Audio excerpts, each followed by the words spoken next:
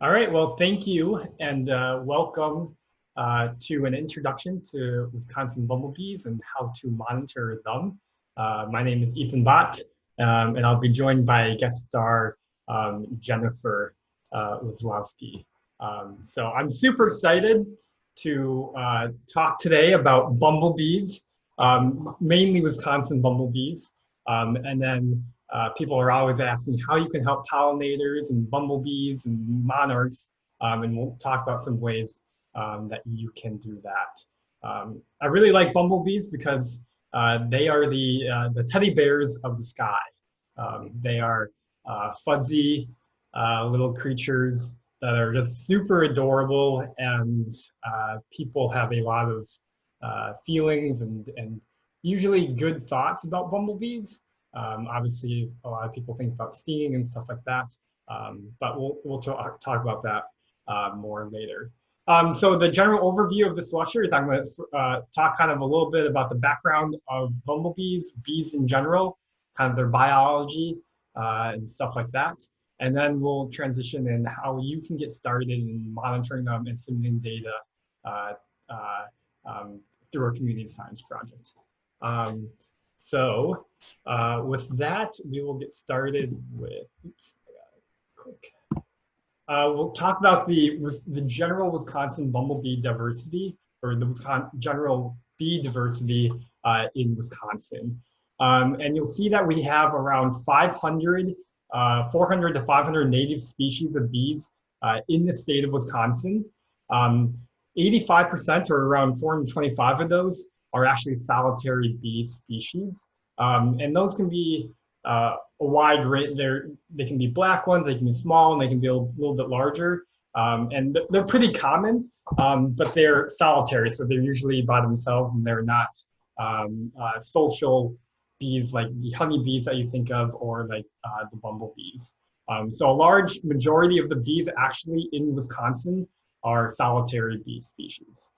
The other 15% are made up of social or semi-social bees. That would be your bumblebees and the European honeybee, which is our non-native species that accounts for one out of the roughly 400 to 500 bees in Wisconsin.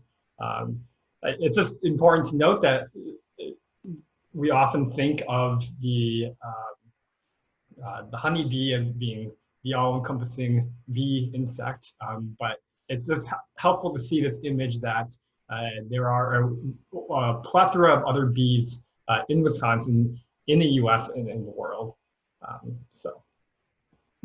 All right. I just also want to show the general, now this is bumblebee diversity in the United States. You can see that things are a little more diverse out west towards California, where we have reaching more of the 40 species in that area. There are 46 native bumblebee species in the US, and we have 20 in the state of Wisconsin. There are 250 species of bumblebees throughout the world, so we find a small portion of those here in the United States, but they are just as important as they are here than they are in other places. But it's interesting to see it's more diverse out west, which I'm not sure why. I'm sure there's a reason behind that. I don't know, Jennifer, if you know why it's more diverse out west than it is out east. Bees generally prefer hotter, drier areas. Bumblebees are one of the few that does cooler weather really well, because they're the only bee that can kind of thermoregulate or change their own heat by shivering their wing muscles without moving their wings. So for most bees, they really like warmer better. So that's part of the reason. And, you know, they don't have to worry about winter in a lot of those areas too. Cool. So if you really want to get into bumblebees, you're going to have to move out west. Just make sure there's water out there. Cool. So I want to go through the taxonomic rank. Tim has been doing this and I think it's helpful to kind of find where the bumblebee falls in the taxonomic rank. So they are in the animal kingdom. You go through the arthropods. They are in the insect class. And this is then where we deviate from Nagy's lecture on dragonflies and damselflies. They were in the order Odonata. And now for the bees, we fall into the order Hymenoptera. Continuing with the bees, we fall into the family. This includes both the honeybees and the bumblebees in the Apidae family. And then finally, we split off from the bumblebees and the honeybees into the genus Bombus. This particular species, the Pennsylvanicus bumblebee, then has that species. So this is kind of helpful just to know where in the taxonomic rank the bumblebee falls. All right, so let's talk about Wisconsin bumblebees now that you kind of know in general where the bees are throughout the United States, but we're going to talk specifically about Wisconsin bumblebees. So again, we have 20 native bumblebee species here in the state of Wisconsin. You can see all 20 of them listed here. These are their Latin names. Interesting, for birds, I learned all their names by their common names, and a lot of other species I learned by their common name, but this is one of the first times I'm really learning their names and know their names by their Latin name. So they do all have common names, and they're all adorable names as well. But this is, if you're looking to get to know Latin names, it's a great project to do that. So in the bumblebee circled in red, the Aphanis bumblebee is our only federally endangered bumblebee species in North America. I'll be talking a little bit more about that in just a little bit. And then the bumblebees circled in blue are a species of either greatest concern or concern, either on the state or federal level. There's so many different rankings of concern and stuff like that. And then the bumblebees at the bottom, the three circled in black, those are bumblebees that we don't have enough information on to know what is happening, or we need more information on to understand their range, their habitat, their needs, and stuff like that. This is I did not make this graphic. This came from the program I'm going to be talking about, Bumble Bee Brigade. They made this awesome graphic. So I just want to shout out to them, and I'll talk plenty more about them. So this kind of gives you a good range of the bees that we see. We see about 15 in the southern, well, we see about 15 in the state, and then around 10-ish in southern Wisconsin. Is that correct, Jennifer? Would you agree with that?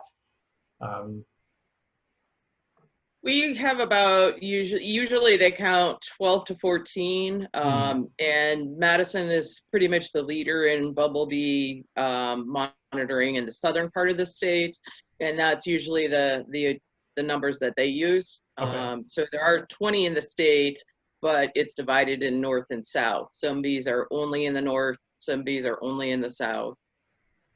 Cool, great, thank you. All right, so we talked about the rusty patch being the only endangered bumblebee species in the United States.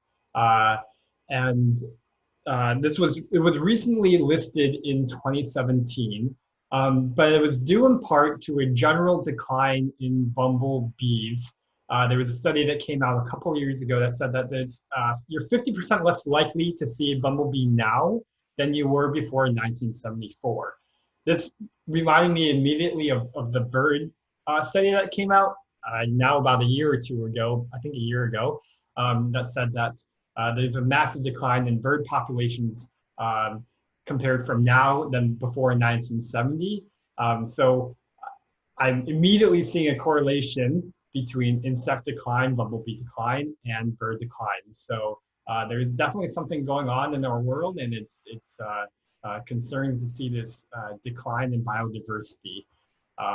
And so part of the reason why the rusty-patched bumblebee was listed as federally endangered was, well, it is declining, and there needs to be more information. And they actually didn't realize that it was declining until it was really, well, it was really like on a slope down of decline. So there's a map here showing the historic range in the kind of um, grayed out map. So you can see it ranged all the way from most of Minnesota all the way to Maine, and then kind of down south. And what you see in yellow and red are the hot spots of where the rusty patch has been observed most recently. And you can see its range has shrinked considerably. This is what they thought its range was in the past. And now it's really centered in Wisconsin and Minnesota, which makes Wisconsin a hotspot for monitoring and tracking this endangered bumblebee, and why since 2017, when it was listed, why there's been a huge increase in monitoring and this project, and why it's super important to monitor this endangered species. So here are some pictures of the rusty-patched bumblebee spotted at our Riverside Park location in 2018. These were taken by Jennifer. She helped spot our first sighting at one of our Urban Ecology Center locations. And for those of you that are interested into getting into monitoring and maybe finding a rusty patch, now is a great time to get into that, is because their flight season is a little later when they come out, and you're more likely to see a rusty patch in August than you are in May or June. Some other species of bumblebees are really prevalent earlier in the season, but in the rusty patched case, they're more prevalent in August right now. So I hope you really get excited and you get involved, and you may find a rusty patch in one of your green spaces or backyards even. Really exciting. And I don't know, Jennifer, if there's anything you want to add about the rusty patched or about the importance of bumblebees. We'll talk more about the importance of bumblebees, but about the rusty patched. Well, as you said, it is a great time to be out looking for them. We've just seen in the last week kind of our first viewings in Milwaukee and Waukesha County. You have to have enough workers out that you're able to catch one once in a while. You know, the tough thing about bumblebee monitoring is it's really a matter of luck and timing in terms of particular species or certain things you might be looking for. Some days you're lucky, some days you could see a lot of bees and you'll not see the ones that you want. But the males are also out, and we'll start getting into the season for female queens, new queens, which have a little bit different appearance. So you can check on the program that we're talking about later, Bumble Bee Brigade, to see what those look like, because they don't have the easy rusty patch. But for the most part right now, you're looking for that rusty patch surrounded by yellow, because there are some lookalikes once you get into ID. But it's really important with rusty patch, because they are endangered, that if you see one, post it right away and it gets verified right away, or let Ethan know, and we can help you figure out how to do that. Yeah. I want to talk a little bit more about bumblebee population decline as well. Specifically for the rusty patch, they're estimating around an 80% decline, which is more than the general bumblebee 50% decline. But bumblebees and pollinators in general are experiencing decline due to a variety of reasons, right? Climate change. They think, especially for bumblebees, extreme heat events are really impacting bumblebees. They don't do well in really, really hot temperatures. They're seeing disease potentially being spread from commercial bumblebee operations. And they're seeing a loss of habitat, a lot of monocrop farms. Let's see what else we have. Pesticides and insecticides, especially pesticides that penetrate and fill the inside of a plant, and then it spreads to the pollen and the nectar. Then that eventually passes to the bumblebee and is catastrophic for them in that way. So there are different levels of pesticides, but those especially that penetrate the entire flower or the entire plant are detrimental to bumblebees.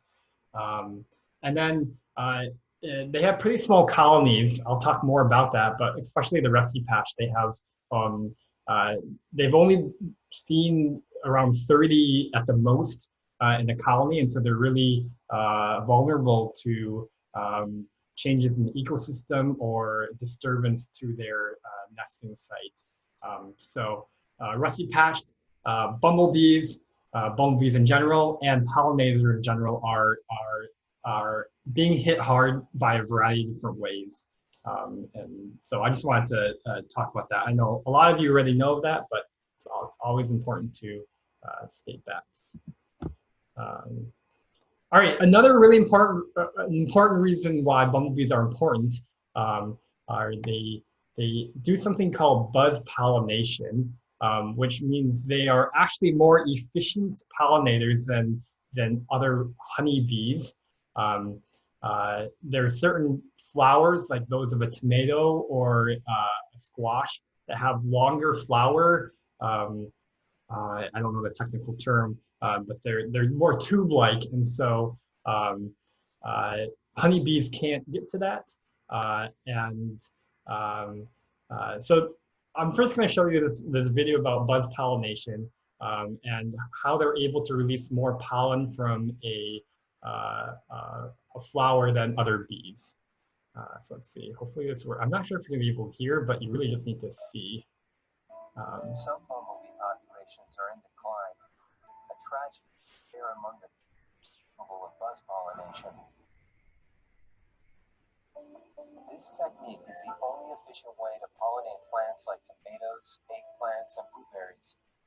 The bumblebee grabs the flower by the anthers, decouples its flight muscles from the wings, and uses them to shake the flower violently. The only way to get the blossom to dislodge its pollen.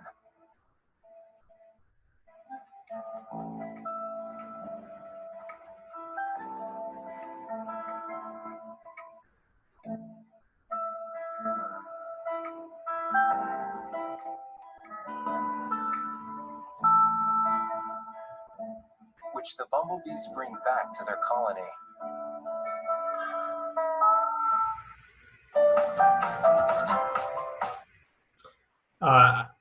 I'm not sure if you're able to hear, but if you're able to see, you could see that it was it's able to shake and vibrate its body so vigorously that it releases pollen that is stuck to the flower that a honeybee would not be able to. Bumblebees are much more efficient in pollinating flowers than honeybees, and that they can actually pollinate one flower fully on average in one visit, while with a honeybee it would take 7 to 8 visits to get that same level of pollination for that flower. Bumblebees are also less, they're not attracted to certain plants, and they'll go to a wide variety of plants, kind of creating more cross-pollination than honeybees would do. They are also able to pollinate and are active earlier and later in the day in cooler temperatures, when honeybees are more prone to do that in hot and warmer temperatures. So we're able to get more pollination at different times of the day for longer periods. All right, so let's move on. Oh, yes, I had to include this because I recently saw it was a cold day in one of the parks, and I was taking some photos. And the question is, do bumblebees sleep? And yes, they do indeed sleep. In this case, it was a colder day, so they were more docile. But I caught this bumblebee sleeping. I forgot what I ID'd it as, but I thought it was pretty adorable to see a bumblebee sleeping or resting on a cold day. I also want to note that they are very docile and they won't sting. They're much less likely to sting than honeybees. They'll actually kind of give you a warning if they're on the plant. They'll kind of raise their leg at you, kind of as like back off type of thing. Just had to share some cute photos of that. All right, so let's talk about the bumblebee life cycle, just in general. So in the springtime, you can see at the top, the queen emerges from hibernation, one single queen, and she immediately starts feeding herself, and then finds a place to put her nest, or to create a nest, and she'll create pods, pollen wax pods, where she'll lay her first eggs in. And then early in the summer, it will just be female workers that will emerge, and they will be feeding and continuing to collect pollen, nectar, and bringing it back to the nest. Late summer and fall, kind of right around now, is when the males will be produced. So we're kind of in that transition time of growing the colony, and now we're transitioning to producing males and future queens to continue on next winter. So the males, once they leave the nest, they never come back. They just feed themselves, and their only goal is to mate with the queen. And so right around now, they'll mate and then die, and then the queens will find a place to hibernate, whether that's usually in a rodent nest, under a pile of brush, under a concrete slab, and stuff like that. So that's kind of the very broad general life cycle of a bumblebee. And it's not like honeybees, where they store a bunch of honey to get through the winter. There's only one queen that survives from this summer. So those queens are super, super important. Oh yeah, wow, I talked about it right here. So the colonies last only one season. You have one queen per colony. And so nests can have it can be more like 30 to 500 bee on the really high end. But they're not like honeybee hives, which have like 5,000 bees, 10,000 maybe. So quite different than honeybees. And then again, they nest under brush piles and abandoned burrows and under concrete slabs. You can see in the bottom left, we have a queen bumblebee that was spotted at Three Bridges Park in the Monomoy Valley earlier this year. All right, so what can you do to help? You know that the bumblebees are declining, pollinators are declining, and the first thing, or some of the things you can do, is to garden. We have a picture in the bottom left of our native plant sale, so you can plant natives. You can, even if you have a porch or not much space, if you live in a high-rise apartment, those native plants, even on a high-rise, will draw monarchs, bumblebees, dragonflies, you name it. So really any space you have, if you can make it somewhat greener and use native plants, that helps so much to our pollinators.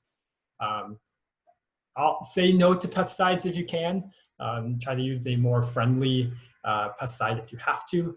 And then maintain a native landscape by using a variety of different plants that bloom early in the season for those queens that are emerging, and then later into the fall, September, October, and November even, maybe to provide food for the bumblebees. And then being a lazy gardener, I guess the bottom right picture kind of correlates to that. But towards the fall, it's important to be a lazy gardener. And so when you're cutting your lawn or you're removing brush, kind of getting ready for winter, just leave the grass clippings down, or create a leaf pile and kind of just let it be. Don't put it out on the street for it to be taken away. Those are really good places for a bumblebee to hibernate or create a nest later on next year. And then if you do have plants that have hollow stems, that's an ideal place for a bumblebee to hibernate for the winter. So be a lazy gardener in fall. So that's a fun tip so you don't have to work as hard in fall. All right, the next thing you can do to help is participate in this program called Bumble Bee Brigade. We have finally gotten to the meat of the presentation of you can do all these things to help, but another thing you can do is to help monitor and document where they are. This is a link that you can go to if you want to get started, and I'm going to talk quite a bit about this program. This is a community science program for the state of Wisconsin to monitor and document bumblebees. I just want to share their mission and objectives because I think it's important. Their mission is to improve our understanding, management, and conservation activities related to Wisconsin bumblebees. You can see how awesome they are here in these their photos. The one on the left looks a little fierce, but I think it was a little cold and was a little mad at me when I took that picture.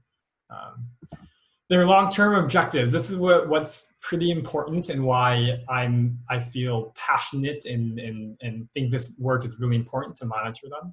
Is to develop an accurate map of species distributions, right, for the rusty patched. They originally thought, it originally ranged through much of the Northeast to the Midwest. And now we're finding it's mainly in the Midwest for the most part. So it's important to know where that is, where you put your resources. Next thing is to identify species habitat associations, assess habitat conditions and determine conservation threats, and determine baseline population status and monitor those trends over time. So just really important objectives for the rescue patched and really for bumblebees and pollinators in general. Hopefully that encourages you and inspires you to get involved. So how do you do this? How do you go through this process? What do you need to do to get started? What does it look like? So it's pretty simple in general. It's about 3 steps. The first step is that this is all photography-based community science project. We are not capturing, we're not collecting insects, netting them specifically for bumblebees. So it's a photography-based community science project. You can use something as simple as your smartphone. You can obviously go up and get a nicer DSLR camera, a variety of different things, but you really can get started just with a cell phone. I have a couple photos from my cell phone of bumblebees, so it's really easy to get started to for the most part. The next thing you do once you take photos of bumblebees, you just go outside, you find some bumblebees and you take a photo of them. The next thing would be to curate those photos because you're going to have a lot of photos of bumblebees. And so I'll talk about that later, kind of what the curation looks like. But you'll kind of have what we call a spacer photo in between different individual bees. And then you're going to try to get as many angles of that bumblebee as you can. So I have a series of photos here kind of showing, I got 5 photos of this red belted bumblebee. And so it's kind of, you'll take a photo, you'll kind of curate them, and I'll talk about that. And then you'll go to the Bumble Bee Brigade website and you'll submit those photos along with what you think it is, and it will then be verified by the DNR. For those of you who are not in Wisconsin and you want to get involved, you can also be a part of Bumblebee Watch. That's kind of the national organization behind all of this. And you can create an account and stuff like that. So if you want to do that, I encourage you to Google either Wisconsin Bumblebee Brigade now, if you're on a computer or later, or Bumblebee Watch. It's as simple as 1, 2, and 3. But no, I'll continue and help show you that process. All right, so now you're thinking, all right, it's 3 easy steps, no big deal. When should I do this? So you should go out and collect data, aka photographs, April through October. April's the earliest end of when the queens, right, in the spring, early spring, you're only going to be seeing queens because the workers haven't been produced yet. And so for us, April, I think April 15th or 14th was one of the first reports in general in Wisconsin. We actually had one at Three Bridges Park in April, so that's pretty cool to have one of the first queens of the season. And then the bumblebees will continue to be active for different species through October. So in general, April through October, with July and August being the most active months for bumblebees.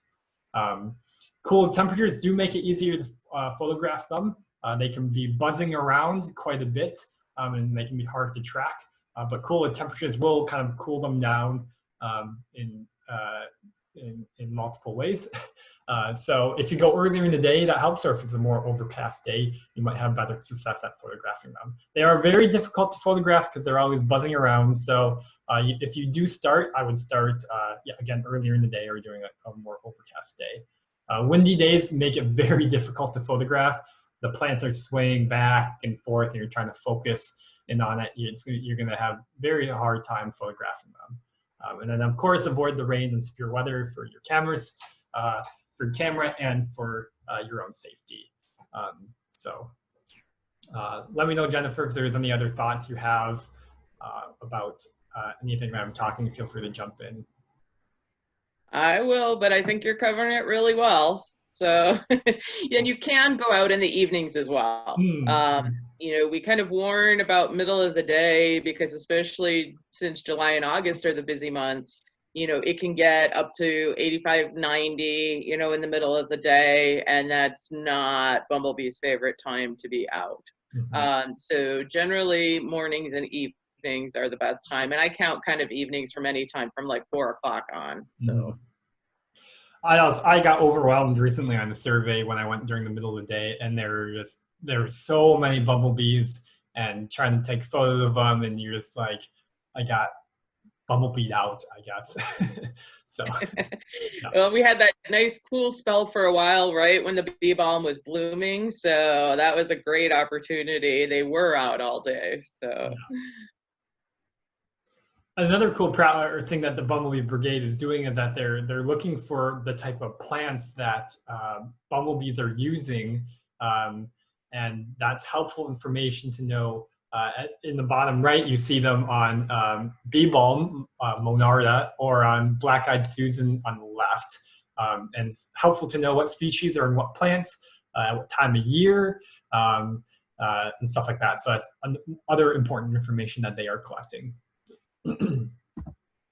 All right, so let's talk a little bit about the anatomy of a bumblebee. So you can, rather than just taking a photo, you kind of know more about like the importance of what you're looking for in that photo. Like, why should I take a photo? So they ID and verify all the bumblebees by your photos.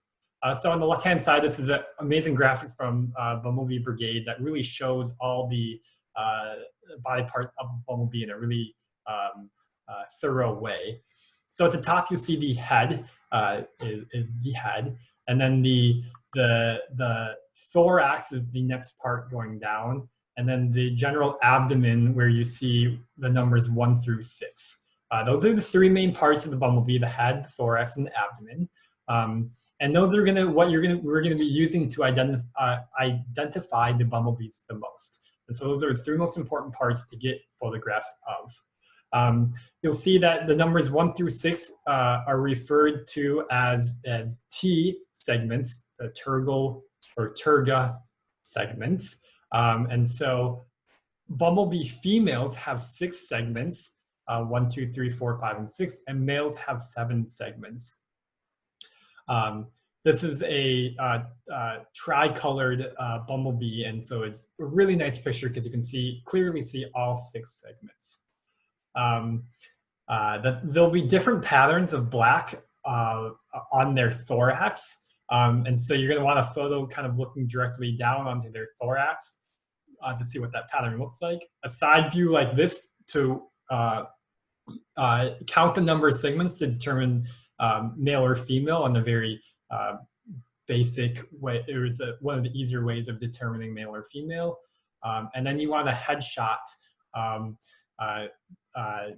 to identify what we call on the right-hand photo the vertex color, and and the face color. So the face is in between its eyes, but just like below it, kind of like where you imagine its nose would be.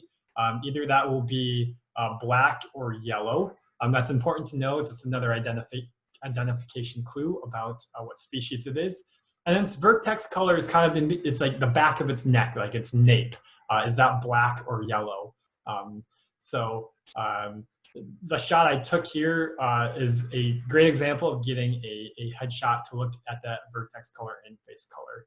And so you're taking a series of photos to kind of create the best picture of what species you have. And so you want different angles at different places to help identify your bumblebee.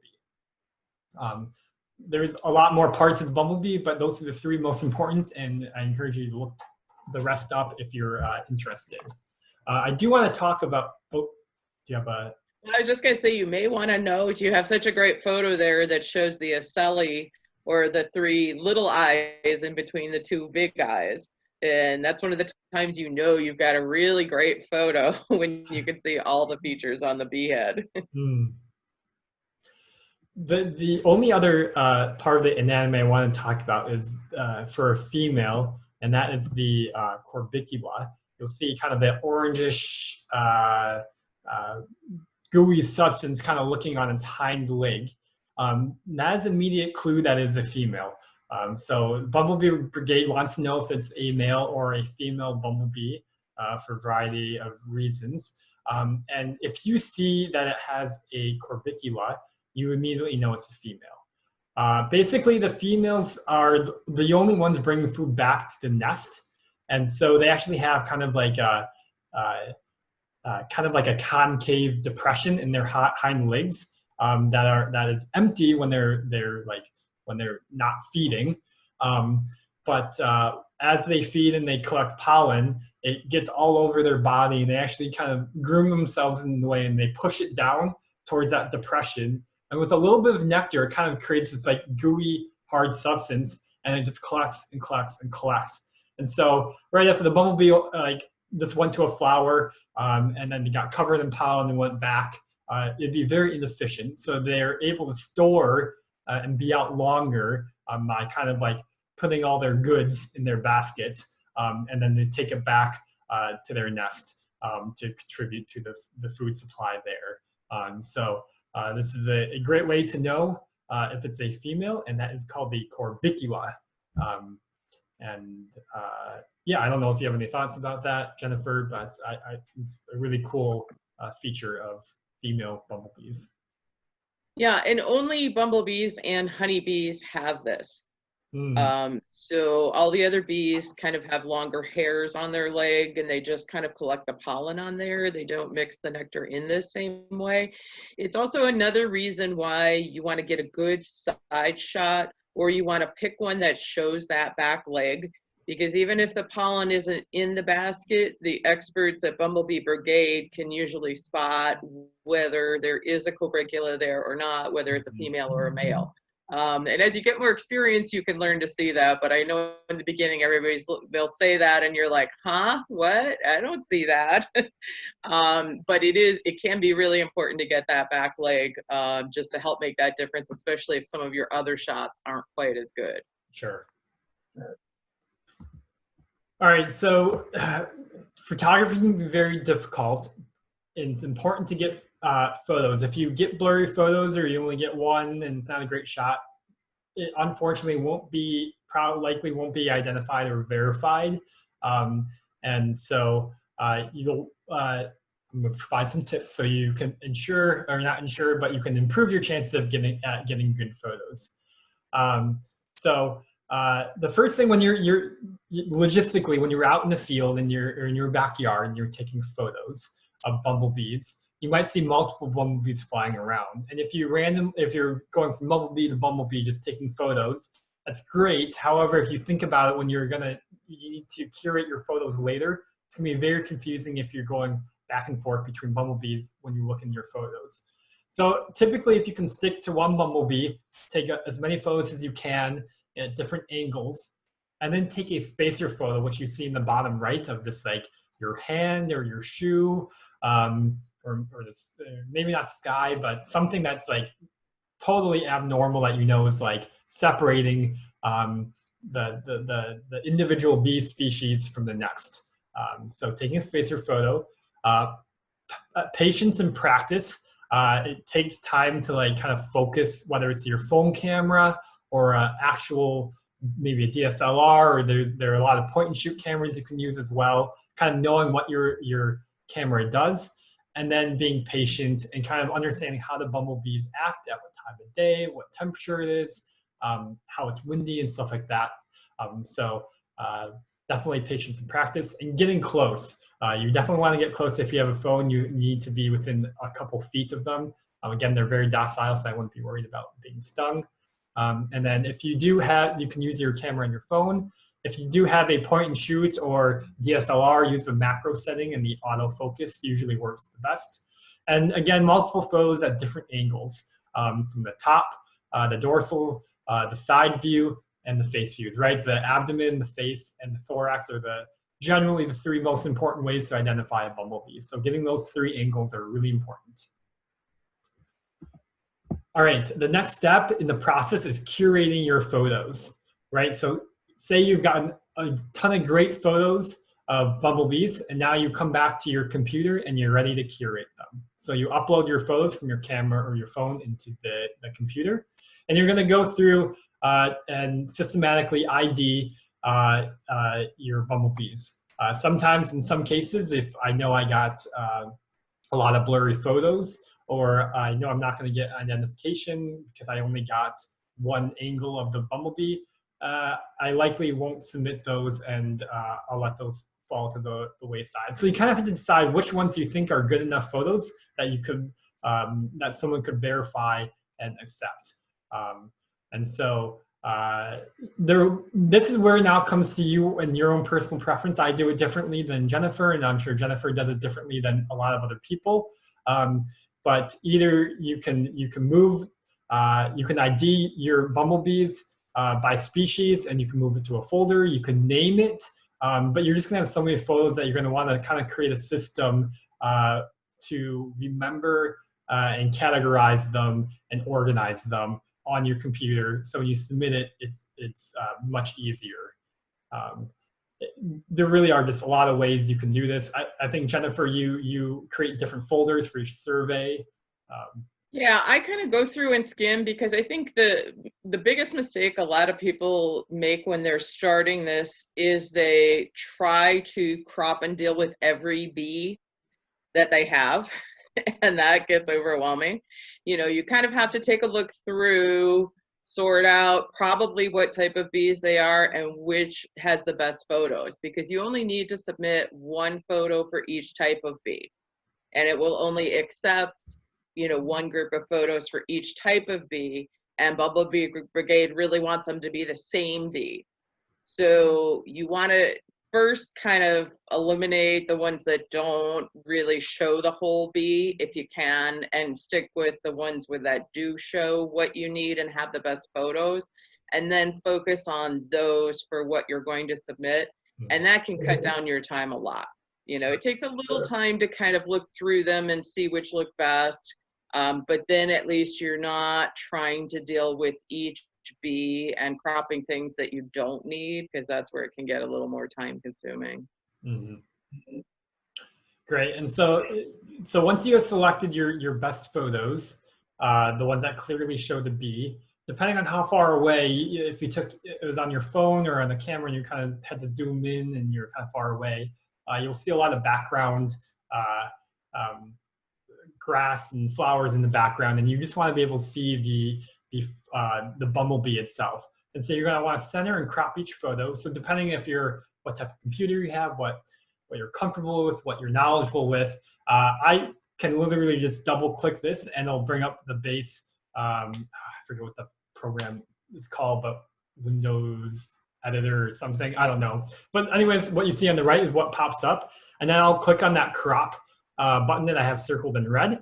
And then I will go ahead and crop it down to a more zoomed in approach where you can see more details and you're not lost in the background. So you're going to want to center and crop each photo unless you have a nice camera and you're able to get really right up to it and see all of that detail.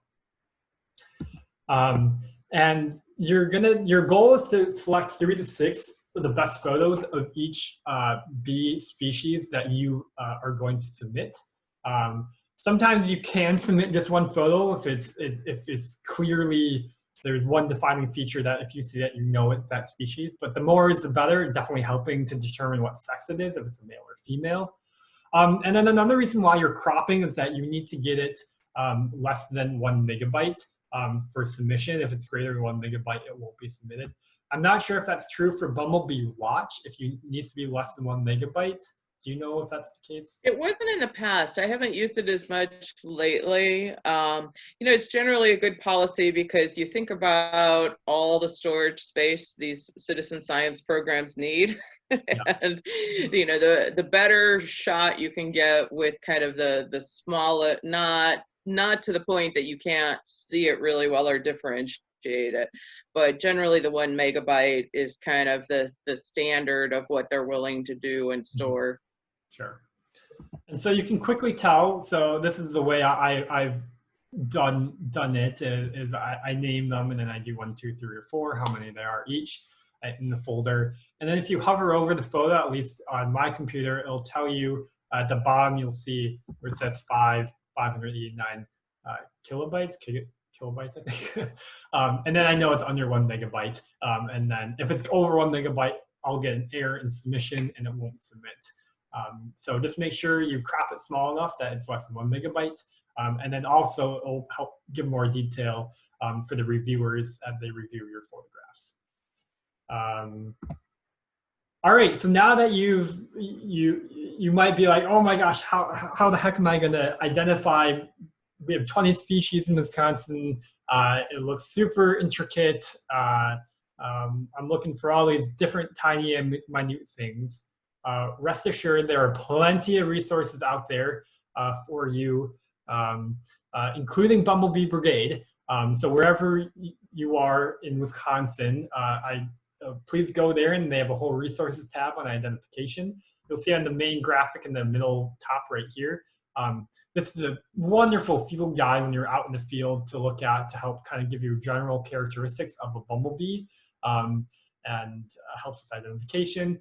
Bugguide.net has some resources.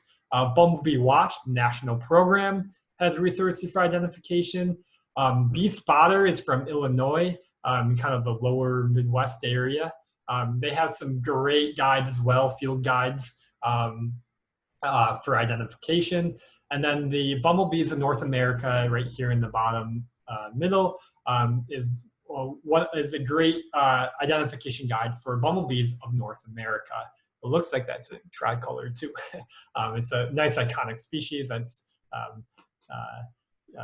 easy to identify. So photogenic. Yeah, yeah. And they do have, there's a free version of bumblebees, because the Bumblebees of North America is a book, but the Fish and Wildlife Service has, the authors of those books have done free versions for the Eastern US and the Western US that are huge PDFs, but you can download and look through. I would make sure you don't try printing the 100+ pages right away, but it has a lot of the same introduction and the same information. And so the great thing is it has a species breakdown of, you know, where their range is and what all those different color variations are and different patterns. The field guides kind of show you the most common ones, but especially when you're getting into the males, and the red belted that we've been talking about has a whole bunch of color variations. So when you find unusual things that don't fit your field guide, you can go to that free download to help figure out what the other possibilities might be. Mm-hmm. And then feel free to email me, and I'm happy to help you. I'm still learning a lot. We're always learning. But I'm happy to help you as much as I can if you have any questions about getting started. All right, and then the last thing, once you've identified to the best of your ability and you've curated and taken your photos, is to make an account on Bumble Bee Brigade. And then you're gonna, once you make your account here in the submit data portion, you'll see at the bottom, it says you can create an account here. And then you can create your count and then submit your data. It'll ask you what species you saw, was it male or female, how many of them, and then they'll give you an option to submit your photos one at a time. And then there you go. You have helped document the bumblebee distributions in Wisconsin, and you're helping the bumblebees, pollinators, just in general, you're helping out us know more about them. So thank you for doing that if you do get involved with that, and I'm happy to answer any questions about that. But I do want to show a list of some of the species we've seen here at our Urban Ecology Center parks. I think we've seen, what, 9 species, which is kind of right around the average of what we've been seeing in Southeast Wisconsin. We have, as Jennifer found in 2018 at a Riverside Park location, the Bombus affinis, the rusty patched. And then most recently, I potentially have added a citrinus. I'm not sure how you pronounce that, but the lemon cuckoo bumblebee. So that's pretty exciting. I do want to mention the photo in the top right is of a fervidus yellow bumblebee, and I took that actually with my cell phone. I just happened to be walking around somewhere, not at one of our 3 parks, and I was like, oh, there's a fervidus, and so I tried to track it down with my cell phone. I was able to get a good enough photo to be identified as that. So definitely really cool to see the diversity of bumblebees, and then when you go north, there's a whole nother set of species up there in northern Wisconsin. So just super exciting, the bumblebees in Wisconsin, in the US, and in the world, and really how important they are as pollinators, and then really as indicators of our world and where we are and stuff like that. So pollinators or insects are so critical, and then it just moves up the chain to birds, other mammals, and stuff like that. And so super important to protect our pollinators, and I hope you get started. You plant some natives, and you get started with documenting and recording them. So thank you everyone for coming, and thank you to Jennifer, our local bumblebee expert, for joining and providing her comments and thoughts about these wonderful bumblebees. So thank you again, and I will stop sharing here.